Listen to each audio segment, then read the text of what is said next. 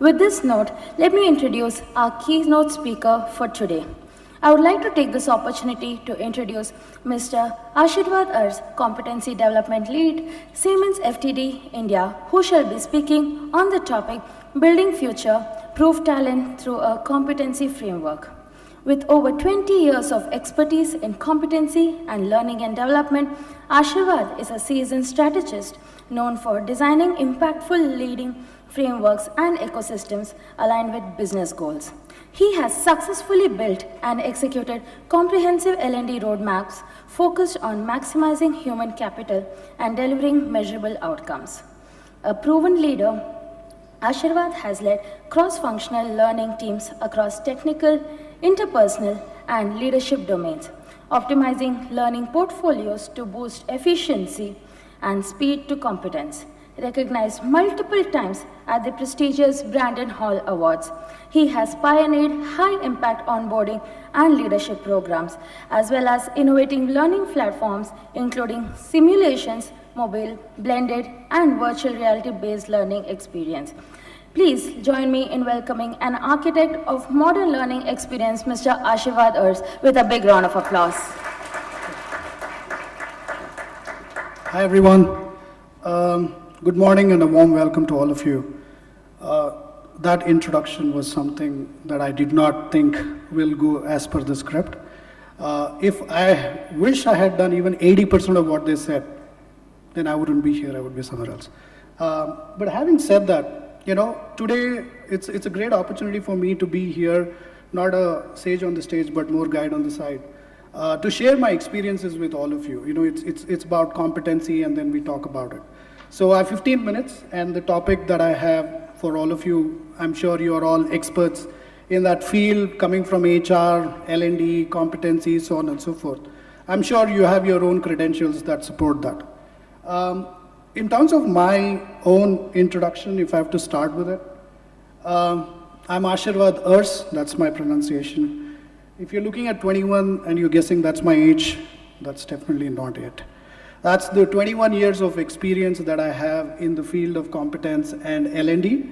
And also the three things that I put as 3 E's, like accelerating, enigmatic, and empowering, are not my distinct personalities either. So they're pretty much what I call my whole experience, which has been divided into whatever proportion is about accelerating experiences that I've had or during the exposure. Enigmatic, you know the term enigmatic is not a very positive connotation because it comes with a lot of puzzle and mystery of how certain things happen and you have no clue. And then you try and find out, in your experience, how did that happen and why did that happen? So that's more like, I would say, your learning moments. That's what enigmatic for me all about. And empowering, for me, empowering is very important because I've been empowered in my role or I empower myself. Either way, when you look at it from that point of view, this is filled with a lot of experience, which is, I would say, a good, proportion of accelerating, enigmatic, and empowering. At the bottom of the slide, if you see the work and assignments and the geographies, that's the geographies that I worked in.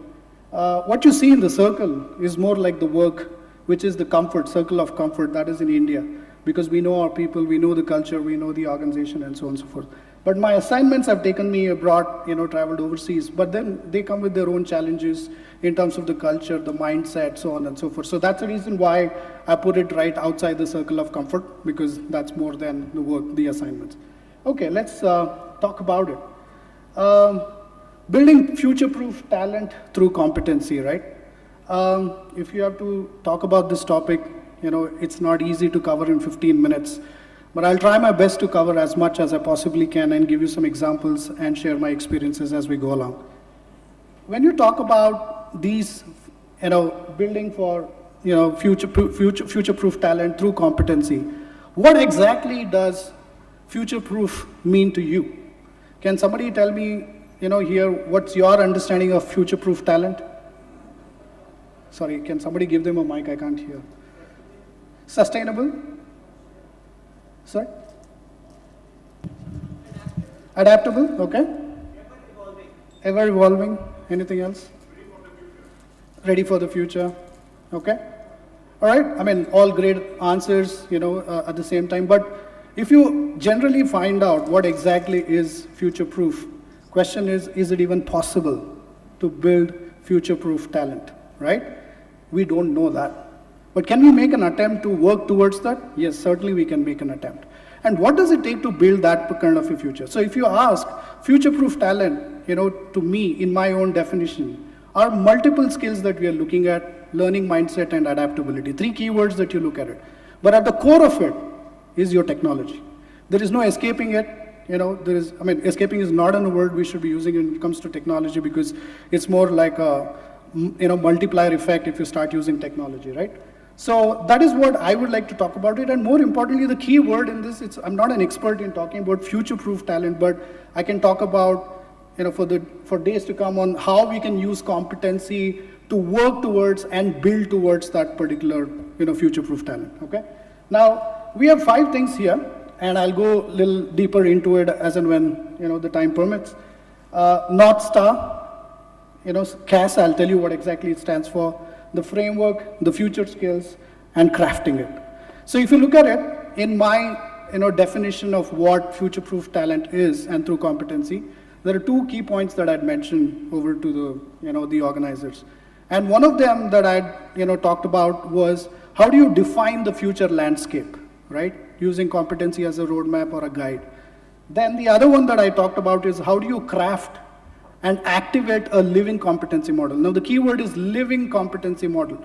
Now living competency model is pretty flexible. It needs a lot of AI, so on and so forth, which I'll talk about it on certain examples that we have used in our organizations and in my experience and so on and so forth. So that's what we'll talk about. So let's start with North Star. Can somebody tell me what North Star is?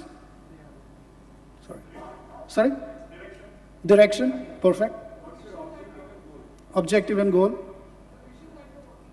Okay, the vision that you're working towards. This side? Maybe I should turn this side, yeah. It's a guiding star? Okay, perfect. So you talked about vision, guiding star, reference, fixed point, and all of that, right? But you have vision, your mission, and you have North Star. Now, why is North Star very important? Because if you have to look at what a North Star is, it's the single overarching metric, which is called NSM. Every organization has or works towards building it. For example, if you're looking at OTT, which is Amazon's, the Primes, and all of that, what do you think their North Star could be? Just give me an example. What do you think the North Star for an OTT could be? Not the vision, not the mission, North Star. Just take a guess. Sorry? Pathway to success? I mean, that's more aspirational, isn't it? That's coming under vision.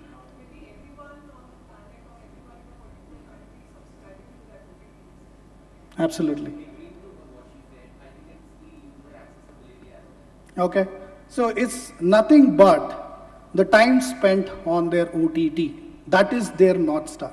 If they have X amount of time being spent by people on the OTT, then they have achieved their purpose. That is the North Star. Now you have the vision and the mission, which vision is more aspirational, the why part of it. Mission is the what and the how to get there and all that. But if you, as a competency, when I look at it, I always go by the North Star. If there isn't one, I ask the organization, what is our North Star? Vision, mission is all great, but we need to know the North Star, because you also know that the travelers and all of them, navigators, when they use North Star, that is the only star which doesn't change its position, the Polaris. And that's why North Star came into existence in a corporate world. It is not a made-up word. It is taken from that particular context because it is one single reference point that you're working towards. Now, I'm not going to be a preacher or a sermon on that, but I'm going to talk about the 3 things that we need when we talk about North Star, understanding it. Like I talked about OTT, right? The time spent on the particular platform. Now, I'll give you another example. Now, travel aggregator, like Booking.com, Airbnb, and all that. What do you think is their North Star, now that you understand what North Star is? Can somebody tell me? What do you think their North Star could be, the the travel aggregator? Number of transactions done in a day? Anybody else? Okay, all right, in the interest of time. So it's the number of nights booked, simple. Number of nights booked is their single North Star, right, if they work on it. Now, why are we talking about it when we are competency? I mean, are we enablers or are we drivers? That's the biggest question. Are we going to go with the mindset that we are only enablers of an organization, or we're not going to be the driving force of it? I would say, pivot to the point where we are going to be the driving force for it. It is no longer an enabler function, right? Now I'll talk a little bit more about it. I'll get into very technological aspects as well. So we have to interpret when we understand the North Star. Now, if I were to be working for an OTT, then I would understand the time spent for that. But how do I build a competence model to work towards that particular North Star? You have so many roles, you have so many skills, which we talked about the future, right? Future proof, we're talking about all these, roles and skills and all of that. And if you look at it, what is the average time you think somebody would need to become a skilled professional? I mean, when you talk about skill, it's how effortlessly you do it is, but you need a lot of effort to get to, performing as an effortless person. But when we talk about that particular aspect, it is the proficiency of being an advanced or an expert. What do you think is the average number of years it takes for somebody to become a professional, advanced, or an expert in a particular skill? 7 years? Depends. Okay, outliers. Anybody else back of the room, here, this side? Let's make it a little more. Sorry, 5 years, okay. Okay, 10 years and all of that. But you also need to understand the average shelf life of a particular technology skill in itself is not more than 3 to 4 years. Now we are talking about AI, right? But the world that we are living in is, in the competency that we use or leverage, is nothing but narrow AI, okay? So we are talking about narrow AI. We are not even talking about how the world is moving from AI to artificial general intelligence. Although it's a concept now, 10 years if you're talking in the same room or in the same forum, it will be a completely different concept, completely different technology and so on and so forth, which I will not go into it. But we are talking about that. So we have to interpret as a competency team, in understanding what that North Star means to us in terms of our own North Star, that as a breakpoint. And then we look at aligning ourselves to that. How are we going to align ourselves to that particular North Star?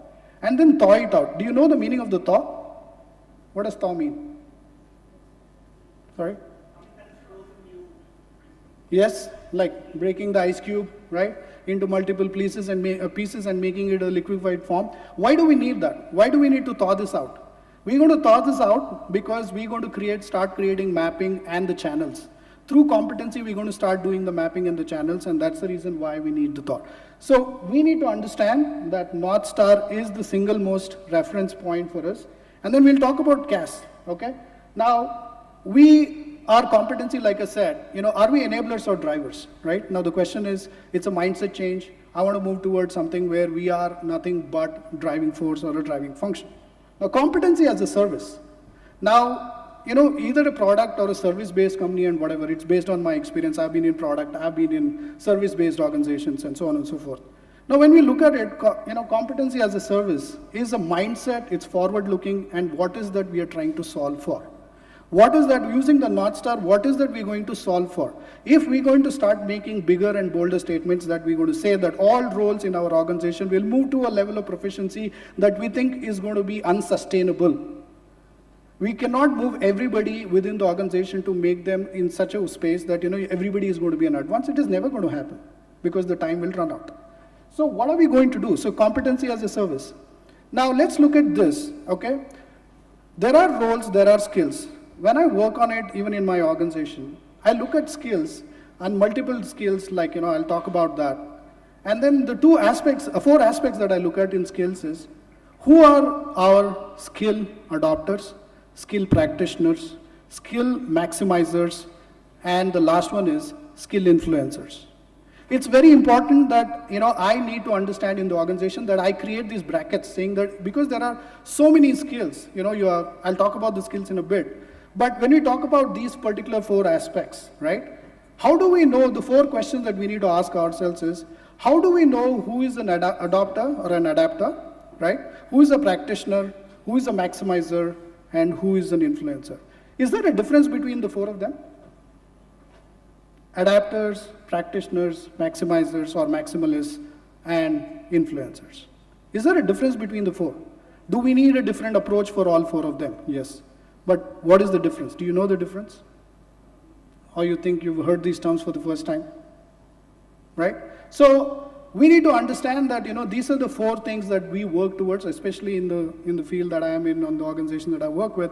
These are the 4 brackets that I create. I don't talk about beginner basics and all of that. We talk about these particular 4 aspects, because I'll tell you a little bit more about what is a maximalist, and then I'll talk to you a little bit more about influencer and how do we build that kind of a competent workforce, right? So that is what competency as a service is. So in order to do that, you need to have the competence checks in place, you need to have the competence development in place, you need to have the competence management in place. Now, if you were to take these 3 things and draw a parallel, like looking at a car, right? If you're looking at competency check, it is nothing but the safety of a particular car. So how safe is our organization going to be with this competence? The driving engine is competency development. How are we going to take this forward, the engine of the car? And the third one is the interior, which is the competency management. Makes us look good, like a watermelon, green on the outside, red in the inside, right? So, I mean, a lot of things that, we can talk about it. But this is important to understand that when we talk about these 4 skill, aspects, right? Adapters, practitioners, maximalists, and then we are talking about influencers. What are the competency checks that we have in place? What is our competency development in place? What is the competence management we have to put in place? Now, that is what I'm going to talk about. Now, that's a nice segue to the next one that I'm going to talk. I'm going to rush through it because you're all professionals in this field, so you're not somebody that I need time to explain. So in order to, enable you as a mindset and problem solver and all of that in competency, using CAS as a model or the, approach, you can call it, you need a framework. So what are the different frameworks that you have, right? There are multiple frameworks, and then what most importantly is it is not a drag and a drop. If you look at a Lominger model, you look at a 70-20-10 model, you look at iceberg model, you look at Spencer, same exactly thing, Dreyfus model. A lot of our frameworks are in place in the industry, but you cannot take just a theoretical reference of a model, because model is still a theory, built with certain research. Now you cannot just take that and adapt it to the organization and say, hey, I'm going to build a competency framework based on Dreyfus, Lominger, Future of Work from Gartner. There are hundreds of those. I mean, zillions probably, even I don't know. So there are so many frameworks that you have. You cannot lift and shift or drag and drop. You need to understand that there is a fusion model. You need to understand how do you fuse it. Why do you need a fusion model? Can you please somebody tell me why we need a fusion model, why the drag and drop will not work just because there is a framework available? Can somebody tell me? Why you need a fusion model? Cross-generational workforce. Anybody else at the back? Across skill sets, okay. Anything else?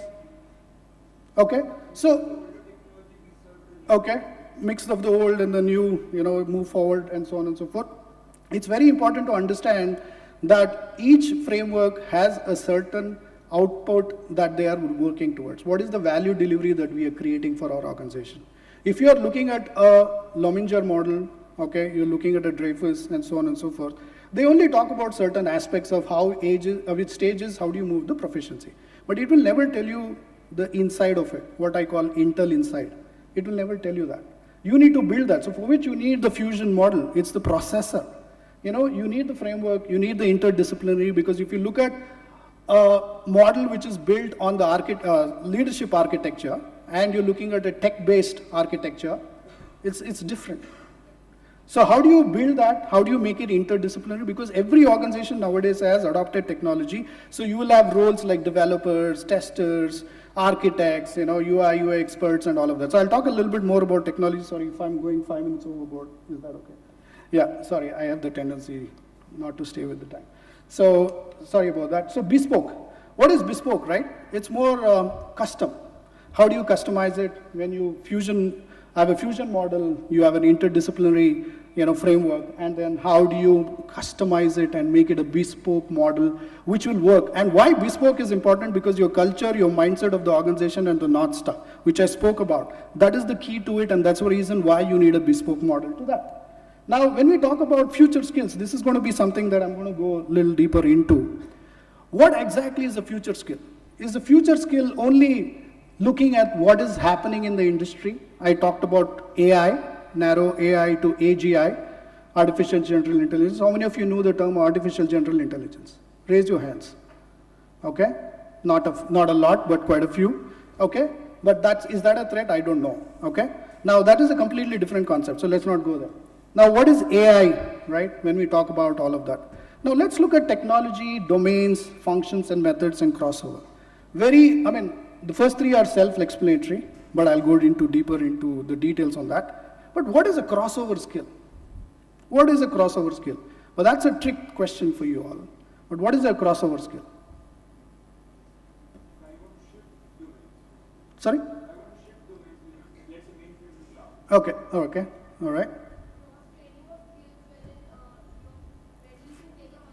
Okay, fair enough. Okay, all right.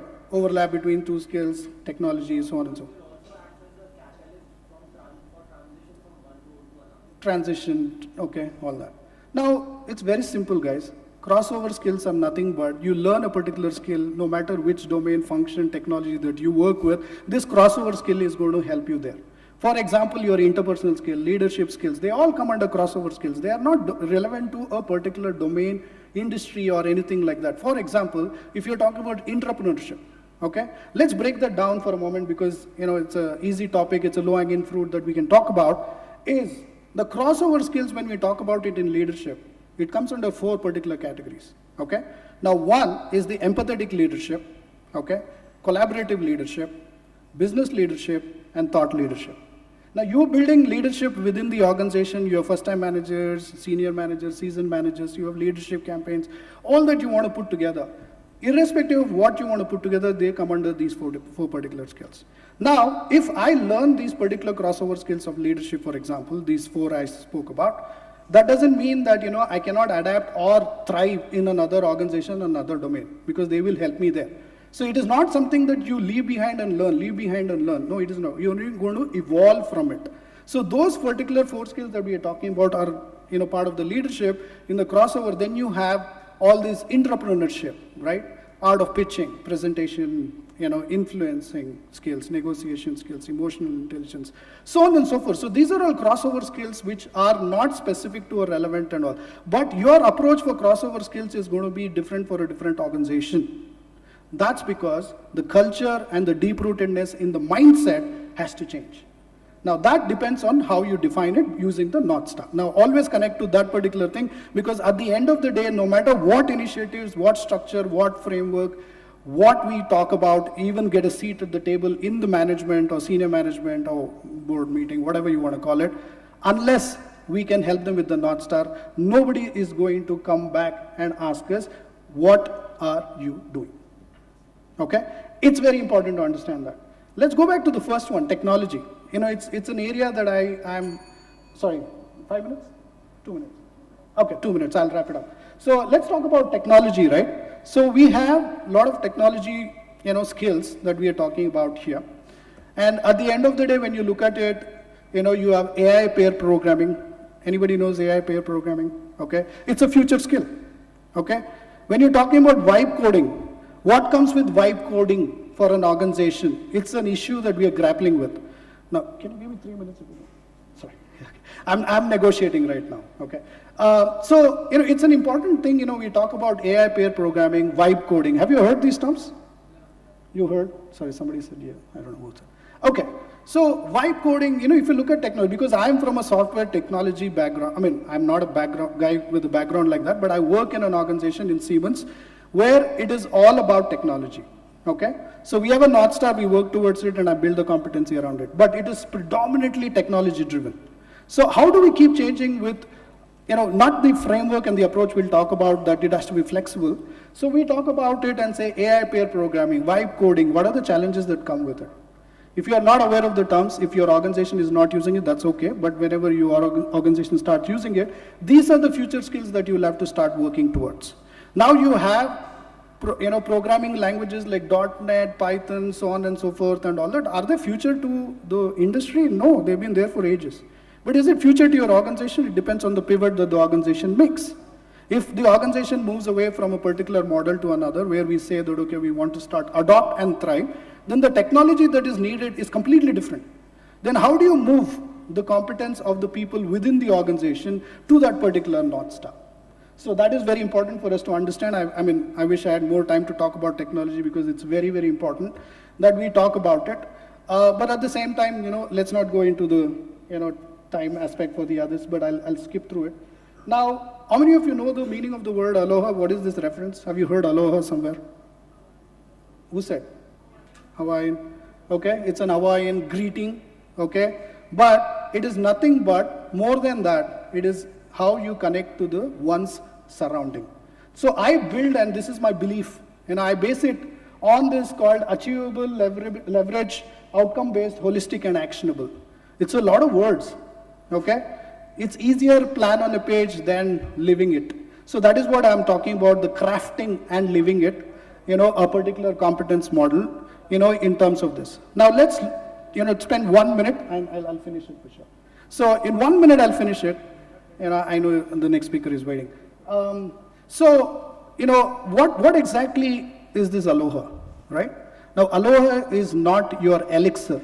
This is not a fountain of youth that you're going to use this forever and you think you cracked it. It is not going to work that way. For this to work, you need to have the following in place. What do you think? You need an approach, you need a skill playbook or a playbook, competency playbook, and you also need ecosystem and platform. I call it invest to harvest. If you don't invest, you cannot harvest. It's as simple as that. And for this to happen, Aloha gives us the framework to go ahead and do that. This is not something that you'll find, it's something that I made up. Whether it works for you or not, I don't know. It works for me.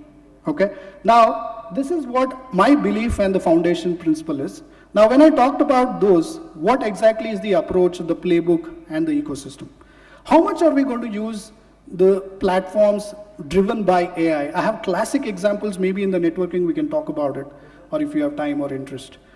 We use a lot of AI in our organization for competency. It is not just the learning paths and so on and so forth. We use a lot of AI for gamification, community-based learning. The 4 things that I'll talk about it, industry relevant. How do we build the competency using industry relevant, personalized, then community-based, and performance-based. You cannot work on all of this without understanding what is performance-based and project-based.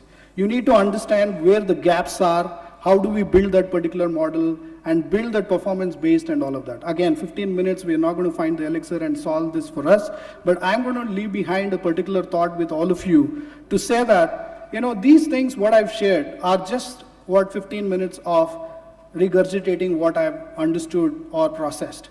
But there's a lot more, in depth that goes into it to make it work. You will not, I won't get a seat at the table in my organization, if I were to be just talking about it in frameworks and models and structure and ecosystem.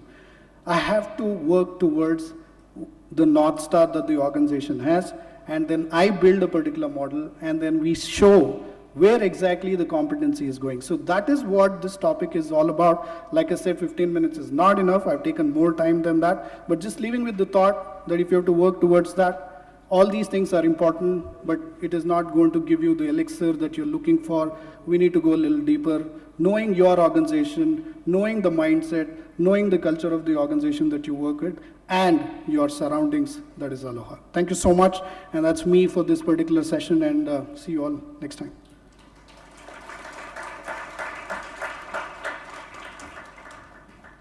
Thank you so much, Mr. Devraj Urs, for such a power-packed interactive session. Can we please hear it out for Mr. Urs, everybody?